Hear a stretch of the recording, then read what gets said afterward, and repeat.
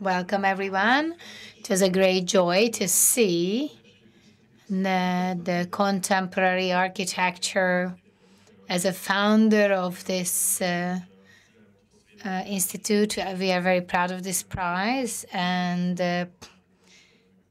we could do this in the past year in Balaton Almádi too, and I'm very proud that it looks like the local organizers want to continue this program, which I think will also extend its meaning.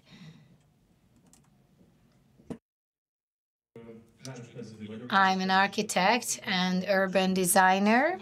We are involved in urban design and urban culture, urban development, and today I will speak about research and a program. I think I will have a link to a lot of presentations and speeches from today. I'm going to highlight those. So I want to speak about the heritage and about the uplands of Balaton.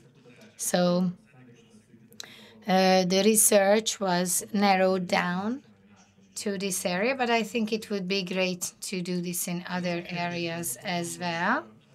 Our basic question in the program and in the presentation also is how can we find the opportunities from a region's past in the future for sustainable development, especially such as the Balaton Highlands, which is maybe the #1 cultural area and region in Hungary, and everybody has different types of ideas about it, but not locally.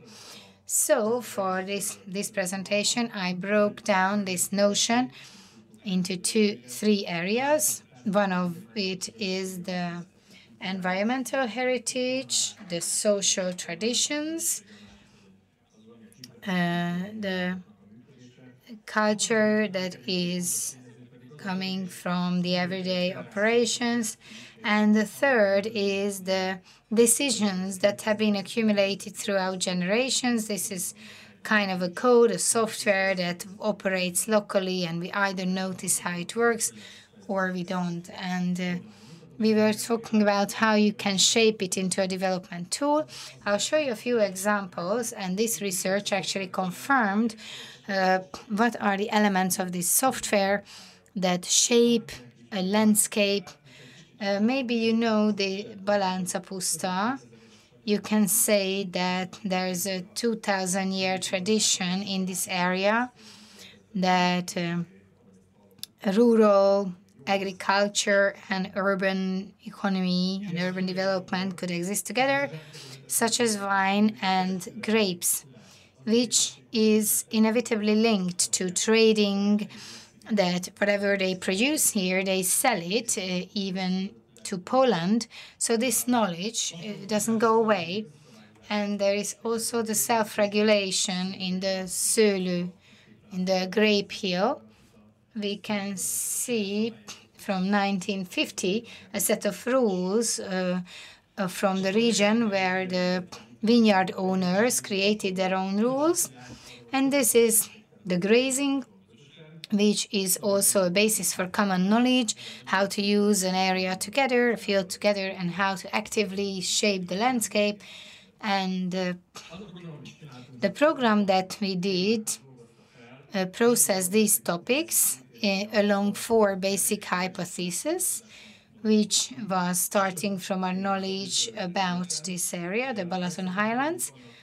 We talked about it, that we have sustainable patterns for a long time. We have very strong traditions, and we can get to know the changes in the traditions. It's typical of the region that there's always some experimental area, experimental field operating here, which was also coming from the fact that people were settling in and moving out.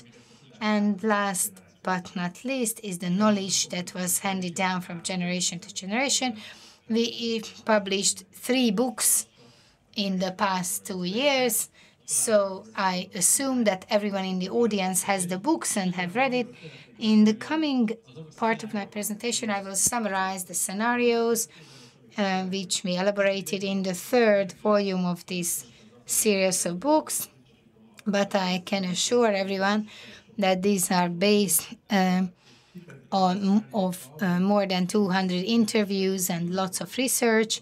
And as architects, we have a research not from the academic base, not on the academic basis, but speculatively and opportunistically. So we try to draft elements that are already present. So in the situations that I'm going to present you can meet already around Balaton and at Lake Balaton in the region. And obviously, the question is what you want to see in the future from this.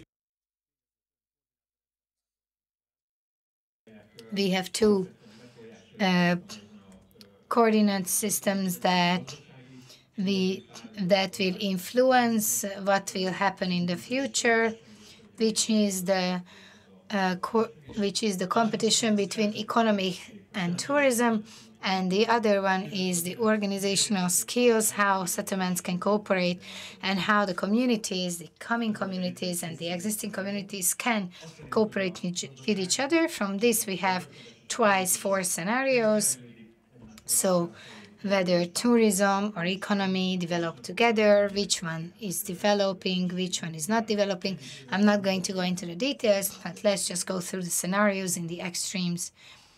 So if the tourism and economy are strengthened together, this is called the Northern Italian Dream, which points to a development moving towards a general quality improvement. So economy moves to high-tech agricultural technologies, and related to that, the processing industry, secondary industries come in. And in the tourism area, it means a quality jump, which means better value-added services in a smaller area, but it leads to the fact that areas, lands, and real estate is really, the prices go up, and cheap holiday places, the lower middle classes are squeezed out. And what we can say is that these regions, we can say similar examples not only in northern Italy but in Wachau, this become an elite region, and it means a premium experience if you can go there. If tourism cannot develop together with economy, however, economy becomes a stronger part and tourism is dropping, then we talk about a hardworking region, maybe Burgenland can be mentioned like that, where technological innovation and agricultural technological innovation happens. So processing industry has a chance to move in there, so there's a significant economic development which appears with the locals, more and less with the people moving in. However, in the land use, there's no general need for everything to be premium. Therefore, you have like little farms, but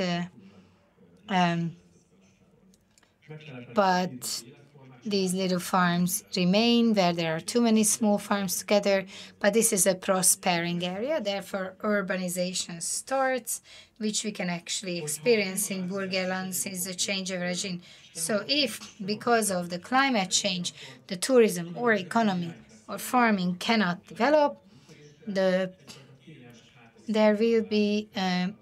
will become a comfortable background for the bigger cities, an agglomeration area where it's good to live but not so good to work.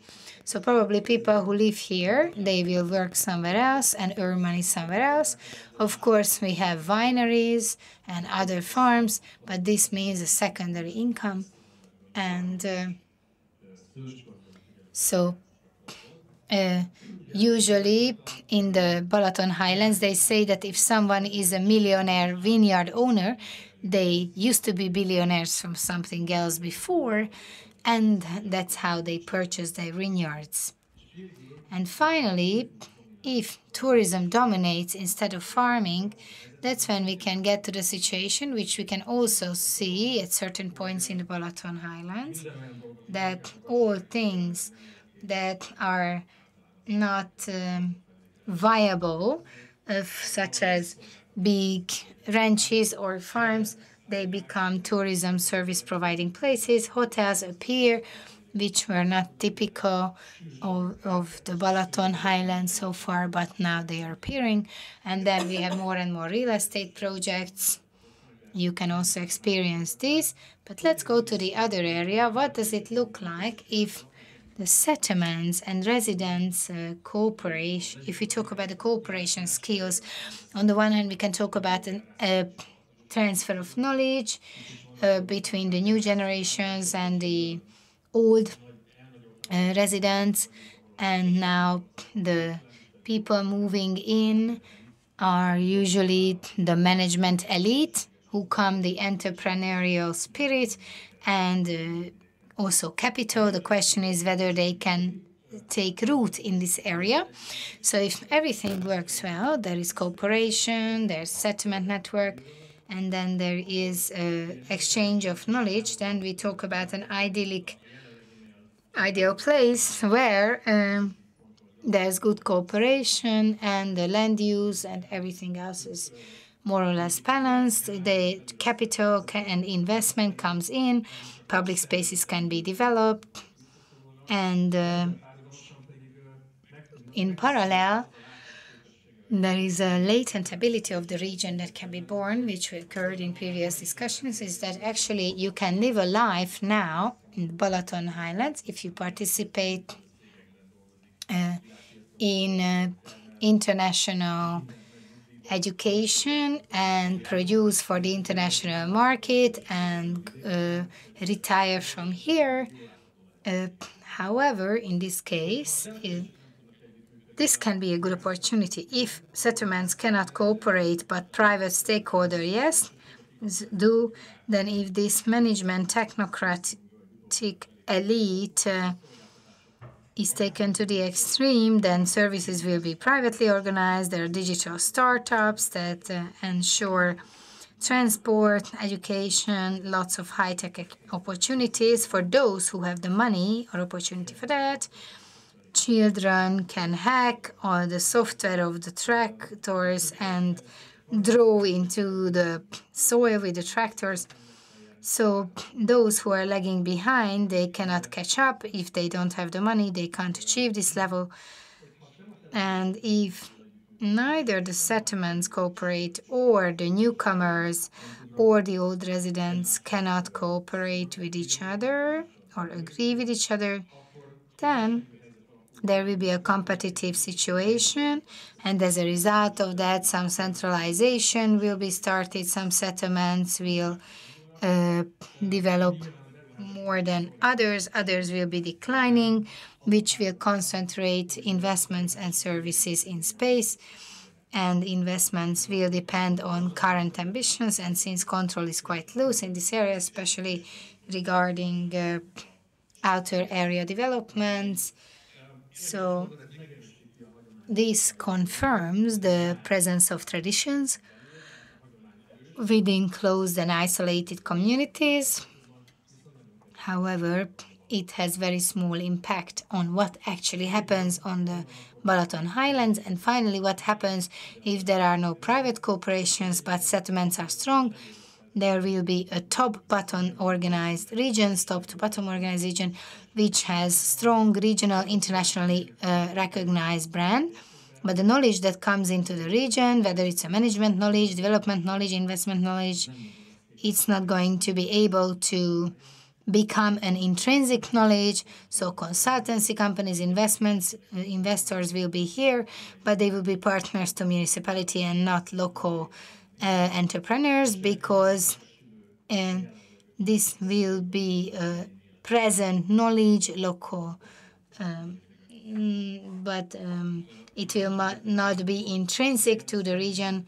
So a very interesting topic of the Balaton Highlands is the situation of the wine hills, the vineyards, what is happening there and what could happen there. If you look at the book, there are all kinds of details in that. So I would like to summarize what was the conclusion of these interviews, research, and programs. What can we do out of the 8 scenarios? What is the decisive factor So you need to build networks between people, projects, enterprises, settlements. In this fragmented region, you cannot have private success. It's already at the very beginning of projects, regardless of the goal of the project, you have to think about the network of the project. You have to think about life path and life cycles, project life cycles. And we talked about the future and sustainability and what will happen one generation later.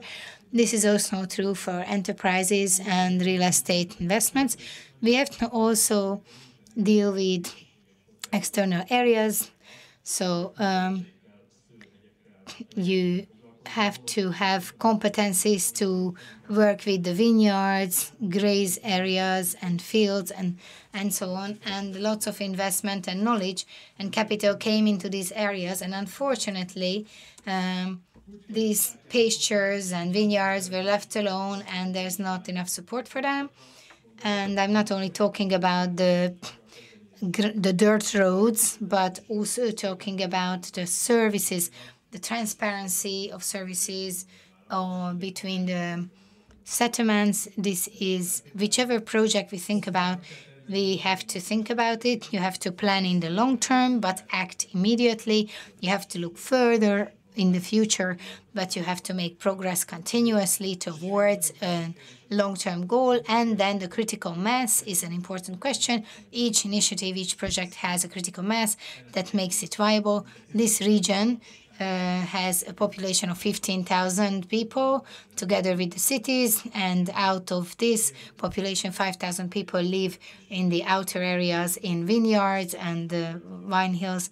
And so the question is, what is the critical mass that can keep a project alive and ensure the project's future? This is the most important question. Thank you for your attention, and I hope there will be a continuation of these programs.